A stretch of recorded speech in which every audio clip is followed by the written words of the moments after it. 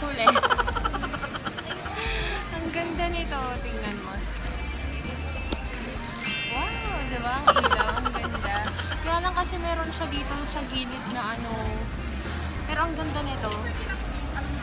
Itong, hindi ko alam, ring light yata yung tawag dito. Pampalinaw ng pictures, ng video. Ito siya.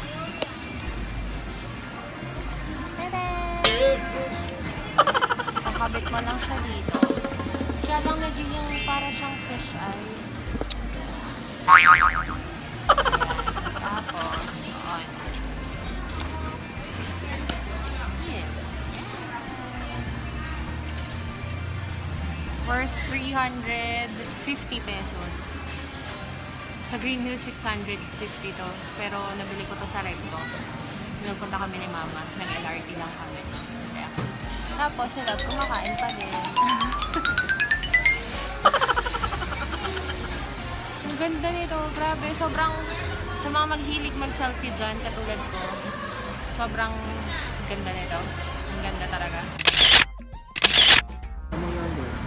Meron kaming ano, bagong nakita. Bago lang ba to? Oo, kasi lagi naman kami dito sa Metro East, pero sa basement, ayan, Senior 1 Suman. Tapos, ang nakakatuwa dyan, ngayon ko lang ano talaga. This business is owned by God, managed by Psalm 100. Sabi dun sa Psalm 100, acknowledge that the Lord is God. He made us and we are His. We are His people. Shout with joy to the Lord. Love, kumusta ka na dyan? Hindi ako eh.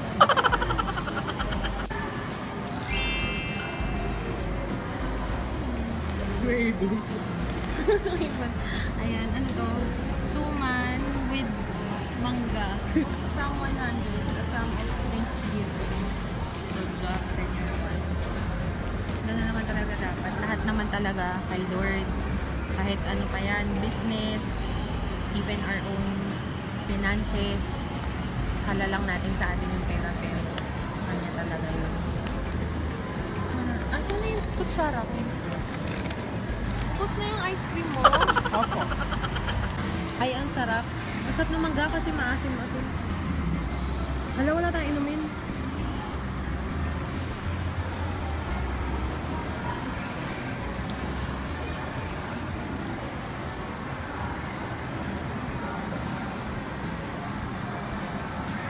Ayan.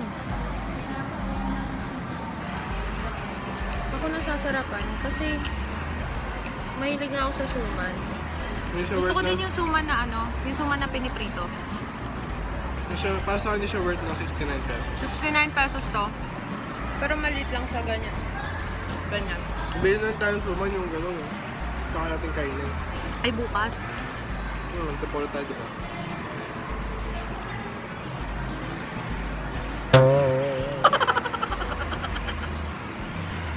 Hindi masarap tubig dito na? Ayoko, mineral. Okay lang. Para sa akin okay lang, pero para sa iba hindi. Kahit ano naman pagkain okay sa akin. Suman na lang sa Antipolo. Nag-aaral siya ng kanta.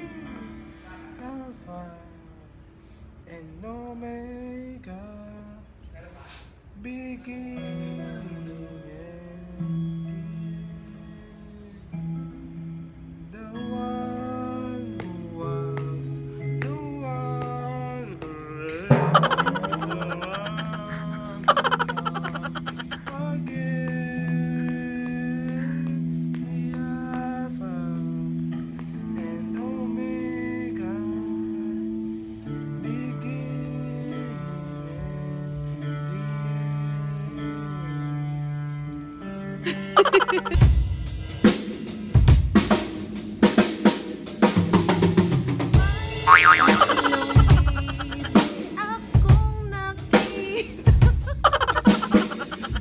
Asa ba? Mga ibig. Ngunit sa likod ay isa.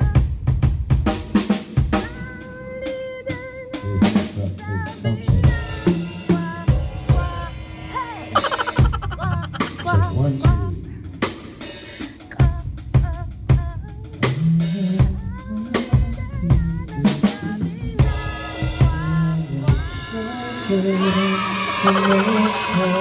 I know that God